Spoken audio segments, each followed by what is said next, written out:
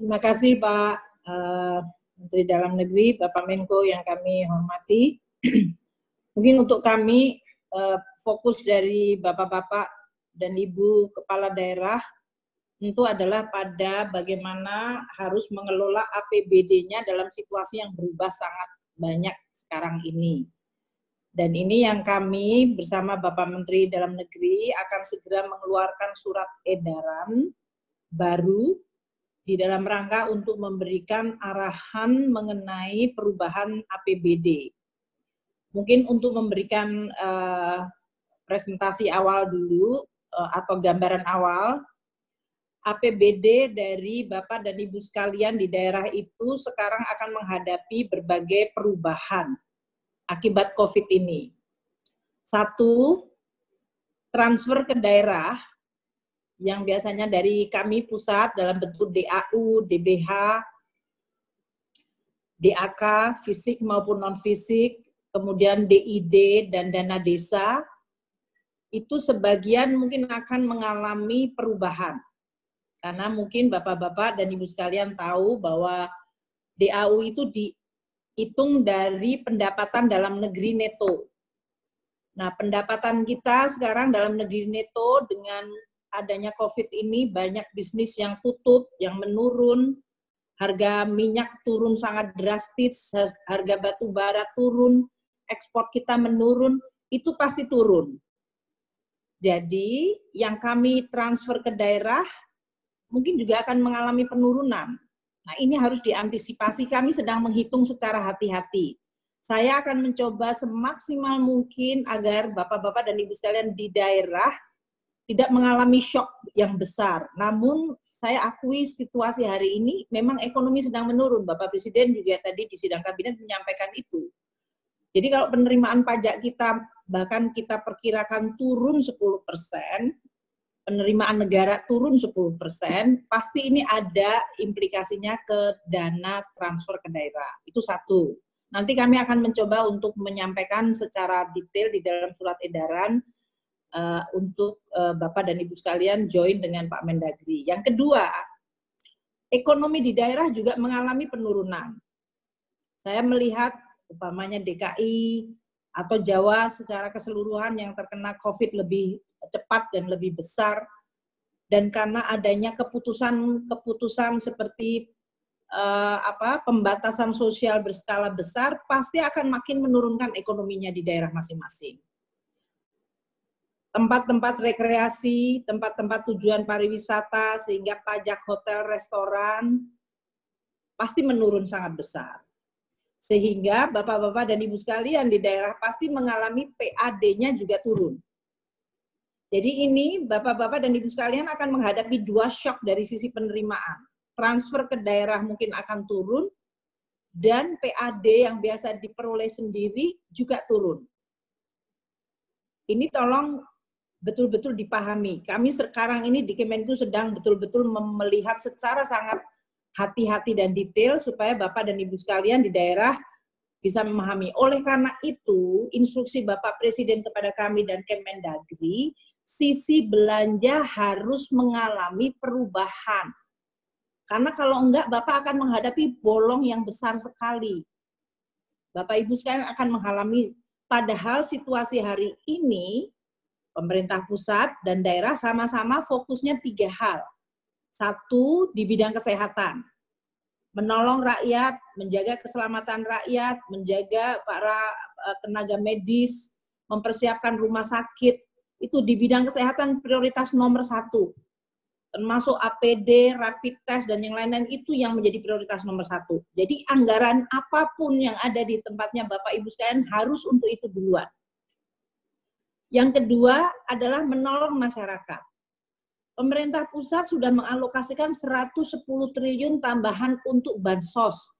Itu dalam berbagai macam, dari mulai listrik yang dibebaskan, sampai kepada tadi kartu prakerja dinaikkan 2 kali lipat, dalam bentuk PKH dinaikkan, jumlah kartu sembako naik menjadi 20 juta, sekarang Pak Menteri Sosial minta nambah menjadi 9 juta lagi, dan kemarin Jabodetabek punya juga, jadi banyak sekali bansos yang kita tambahkan dari pusat. Tapi pusat sendiri nggak mungkin cukup. Jadi daerah juga harus melakukan alokasi. Jangan nunggu pusat duluan, nanti baru saya belakangan. Karena Bapak dan Ibu sekalian yang tahu rakyatnya sekarang. Jadi bansos nomor 2. Yang ketiga, membantu dunia usaha supaya kalau bisa mencegah PHK. Kalaupun mereka harus PHK, kita bisa membantu melalui kartu prakerja. Tapi diusahakan, terutama perusahaan kecil menengah, kita coba memberikan bantuan dari berbagai aspek. Dari perbankan dengan OJK, diminta untuk melakukan relaksasi, mereka nggak bayar cicilan, nggak bayar bunga. Dari sisi impor bahan baku, kita bantu dari Bea dan Cukai untuk membebaskan bea masuk mereka untuk barang-barang impor dari sisi bahan baku. Dari sisi pajak, kita relaksasikan, nggak bayar pajak untuk karyawan. Kita turunkan pajak korporasinya 30%. Jadi semua kita keroyok, daerah juga tolong bantuin. Fokus kita ini sekarang jangan sampai perusahaan bangkrut. Kalau bisa tidak bangkrut. Jadi mereka bisa survive menghadapi situasi yang sangat sulit ini. Kalaupun mereka salesnya turun, penerimaannya turun, mereka nggak bangkrut, mereka bisa tahan 12 bulan menghadapi situasi yang sangat buruk. Jadi dalam situasi itu daerah juga harus menambah, membantu gitu untuk itu. Nah, ini kita sediakan sampai 70 triliun untuk bantu tadi kredit usaha rakyat yang disampaikan oleh Pak Menko Perekonomian. Saya minta untuk BPD juga diminta instruksi yang sama. Kita kan melakukan untuk pemerintah daerah itu melalui bank-bank BUMN, melalui bank-bank, dan ini terus akan kita lakukan. Jadi Bapak dan Ibu sekalian, di sisi belanja, APBD harus dilakukan perubahan radikal. Kami melihat banyak dari APBD yang sudah saya lihat, pegawai itu belanjanya besar sekali di daerah selama ini. Gaji, terus tambah tukin, tambah segala macam. Bapak-bapak dan Ibu sekalian masih punya banyak sekali pos untuk honorarium. Banyak lagi pos-pos mengenai perjalanan dinas. Nanti kami sama Pak Mendagri akan instruksi belanja-belanja itu di stop atau diturunkan drastis, 50% dipotong atau bahkan 75%. Uang itu dipakai, itu yang belanja pegawai, honorarium, dan yang lain-lain itu tolong dilihat. Kedua, belanja barang. Belanja barang kami masih melihat banyak sekali pos-pos yang muncul. Dari mulai pembelian bahan material habis pakai. Kalau sekarang kita work from home, kita nggak lagi beli alat-alat tulis terlalu banyak. Kita nggak mengeluarkan berbagai belanja untuk bahan habis pakai, belanja jasa kantor, itu pasti turun semua wong kita sekarang kerja dari rumah. Jadi pos-pos itu oleh bapak-bapak kepala daerah suruh dinas keuangannya menyisir, langsung di stop saja kerannya. Uang perjalanan dinas, perawatan, pelatihan, itu semuanya di stop aja tahun ini. Sehingga Bapak dan Ibu sekalian itu punya ruangan untuk bantu masyarakat. Itu yang diinstruksikan Bapak Presiden. Tapi kalau Bapak Ibu sekalian tidak menyetop itu, ya uangnya nggak ada, uang PAD-nya turun, transfer turun. Pasti nggak ada, makanya kemudian pada bingung, ini kami pakai uang apa, kita nunggu dari pusat, itu bukan kayak gitu. Jadi tolong Bapak-Bapak dan Ibu sekalian, lihat APBD-nya, semua belanja barang, yang tadi uang perjalanan dinas, pemeliharaan, pelatihan, jasa kantor, honorarium, belanja sewa, bahan material, itu semuanya kalau bisa dikunci aja dulu. Uang sekarang mereka juga nggak kerja. Artinya kerja dari rumah, kita ketemu seperti ini, kita nggak perlu uang sewa kantor. Jadi itu satu yang saya ingin untuk sampaikan. Dan belanja modal. Saya tahu mungkin daerah ada yang sudah terlanjur kontrak. Kalau belanja modal yang sudah terlanjur kontrak, saya minta kalau bisa negosiasi diperpanjang kontraknya. Katakanlah pekerjaan yang harusnya selesai dalam tahun ini, 1 tahun, bilang ke mereka bisa nggak dinegosiasi sampai tahun depan. Sehingga cicilan bayarnya lebih panjang, sehingga ada belanja modal yang bisa kita hemat untuk tujuan yang lain. Jadi untuk pengadaan tanah, saya lihat ini ada 13,6 triliun, beli peralatan 8,7 triliun, pengadaan konstruksi ada 86,5 triliun, itu semuanya kalau bisa diturunkan separuhnya aja. Kita tidak menyalahin kontrak, kontraknya diperpanjang, bilang situasinya lagi emergensi, kita butuh nolong rakyat duluan gitu. Jadi para kontraktor juga akan tetap pekerjaannya, mereka nggak jadi bangkrut, tapi mereka diperpanjang saja kontraknya yang tadinya 8 bulan jadi 20 bulan atau 18 bulan. Monggo silakan, tapi saya menganggap bahwa daerah ini bisa dilakukan penurunan. Dengan demikian, Bapak dan Ibu sekalian di daerah itu kemudian punya ruangan tadi, sesudah memperhitungkan PAD-nya turun, transfer turun, tapi belanja-belanja yang tadi dikunci, Bapak langsung punya. Hitungan kami itu bisa sampai 94 triliun total di daerah untuk itu tadi, bantuin rakyat. Bansosnya kalau sekarang pemerintah pusat untuk dana desa akan dikonversi di dalam bansos, Bapak dan Ibu sekalian bisa nambahin lah. Kalau di kelurahan-kelurahan terjadi adanya penurunan orang-orang yang kena PHK, belum mendapatkan kartu prakerja dari pusat, Bapak bisa memberikan duluan. Karena ada ruangan itu kalau kita melakukan perubahan drastis. Bapak dan Ibu sekalian, kami di pusat juga melakukan perubahan sangat radikal. Saya tahu ini bukan masalah gampang dan ini pasti tidak menyenangkan.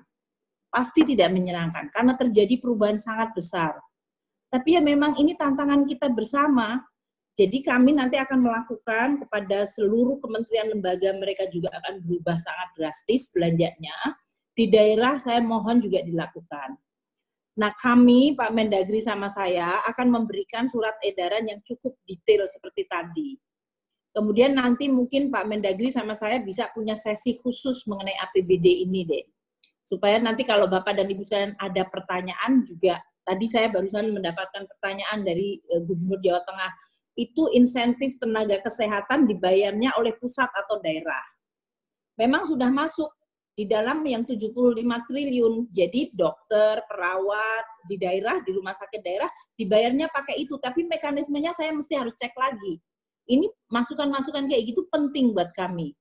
Anggarannya udah disediakan, cuman mekanismenya apakah akan ditransfer ke daerah dulu atau langsung ke dokternya, kami akan bersama Mendagri, nanti Menteri Kesehatan, dan kami akan membuat supaya tadi para dokter mendapatkan insentif dan para perawat itu yang di depan, garis depan, mereka mendapatkan insentif ya, yang tepat waktu. Nah, hal-hal seperti ini yang kami mohon betul tadi untuk diperhatikan oleh kita semua. Tadi Pak Menko Polhukam menjelaskan mengenai berbagai wanti-wanti atau peringatan jangan sampai kemungkinan terjadi penyelewengan. Di dalam setiap policy kemungkinan itu terjadi. Pasti ada pembonceng gelap, orang yang menyalahgunakan kewenangan, orang yang mau cari keuntungan. Namun kita semuanya berharap pada saat kita betul-betul ingin membantu dan mengatasi masalah itu, kita juga jangan terlalu takut terhadap orang-orang yang mau menjadi pembonceng itu. Kita berharap aparat hukum untuk nangkepin yang kayak gitu, tapi kita tetap fokus. Nanti kalau kita sendiri ketakutan, waduh teman saya itu ngambil, segala, akhirnya kita nggak kerja juga. Karena kalau kita ketakutan, ya itu yang terjadi. Para birokrat nggak mau ngambil keputusan, diem aja dia. Mungkin itu Pak, jadi memang ini ada resiko, tapi resiko tata kelola, korupsi, penyalahgunaan, kita harap Pak Menko Polhukam, kemudian Kapolri, Kejaksaan, ya bantuin kita lah untuk ngawasin yang jahat itu, diambil aja yang jahat-jahat, tapi yang kita kerja tetap bisa kerja tenang gitu. Karena kalau enggak kita nanti juga ketakutan, kita semua dianggap penjahat juga, wah kita jadi akhirnya nggak mau ngambil keputusan gitu. Jadi mohon itu di dalam situasi ini kita semuanya berpikir positif dan baik, namun juga tetap waspada. Mungkin itu Bapak, nanti ada beberapa yang ini akan bergerak terus. Bapak Presiden pasti akan melihat, kalau kondisi masyarakat makin tertekan, pasti akan ada polisi tambahan. Jadi saya juga minta kita semuanya jangan, oh kemarin Menteri Keuangan bilangnya begini kok jadi berubah lagi. Karena memang kondisinya berubah terus. Namun kita ingin memberikan paling tidak kepastian, supaya Bapak dan Ibu sekalian bisa mengatasi dan bisa ikut menjalankan program-program dan fokus kepada 3 hal tadi, kesehatan, membantu masyarakat, bansos, dan menjaga dunia usaha supaya mereka bisa survive dalam situasi ini. Mungkin itu dari kami Pak Mendagri, terima kasih.